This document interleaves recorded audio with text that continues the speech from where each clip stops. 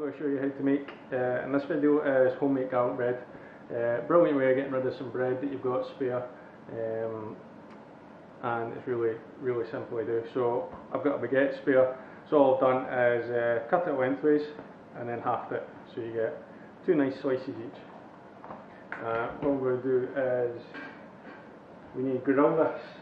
The trick to garlic bread is you actually need to do it as two separate things, so you need to grill the bread on both sides before you add the butter. If you add the butter too early, the butter just seeps into the bread and you get this kind of soggy burnt mess, which isn't very nice.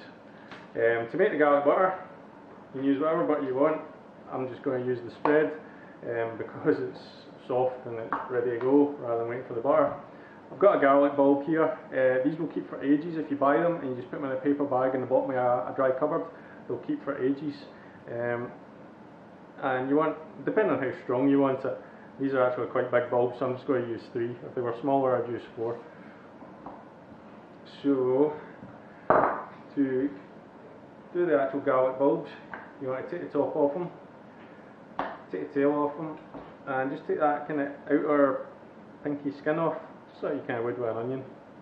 This can be a wee bit fiddly at times when it doesn't want to come off,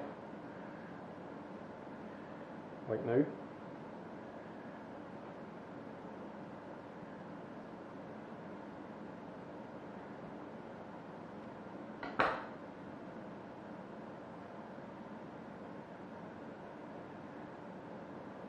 There we go. Right, easiest way to do this, get a knife, obviously watch your hand on the sharp edge, put a knife on top of the garlic and just press it down and squish it. And then once you've squashed it, just chop it up as finely as you can. Again, watching your fingers. Best way to do this is just go like that with a knife. So, hand on top of the blunt bit of the blade and just work. Well, I go left to right because I'm right-handed. Work whatever way you find easier. Keep on bringing it all back together, and just go through it again. And after a few times like that, you'll get it into smallish bits. Alright, so I'm going to do the rest of the garlic, and then we'll make the butter and we'll get the bread going. Okay, so the garlic's all chopped up, kind of fine, just about as fine as it's going to get. So next, just get a good dollop of butter, because we've got 4 slices to do after all. Into there. Oops. Hopefully that's enough. And then all you do is get your garlic and put that in with the butter. I think this is going to be strong enough to keep vampires away for a couple of weeks.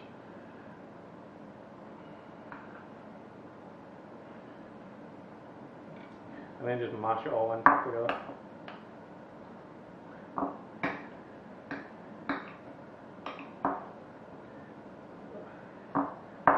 So work that for a couple of minutes, and then the bread will be toasted, and yeah, we can get on to making it garlic bread. So bread's toasted on each side.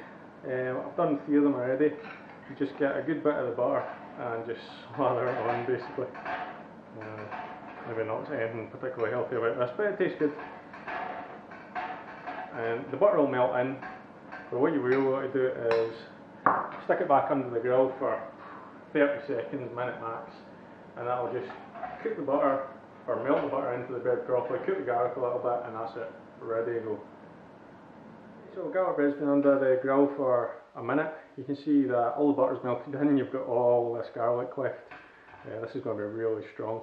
But it's going to taste amazing. It's so much better to do it this way. And yeah, I've got a few crispy bits, but that's what happens when you do stuff at home. So that's how you do garlic bread. Garlic, butter, and any leftover baguette or like bloomer bread that you've got that you can cut into slices. So thanks for watching. Subscribe to my channel if you want some more updates, and enjoy.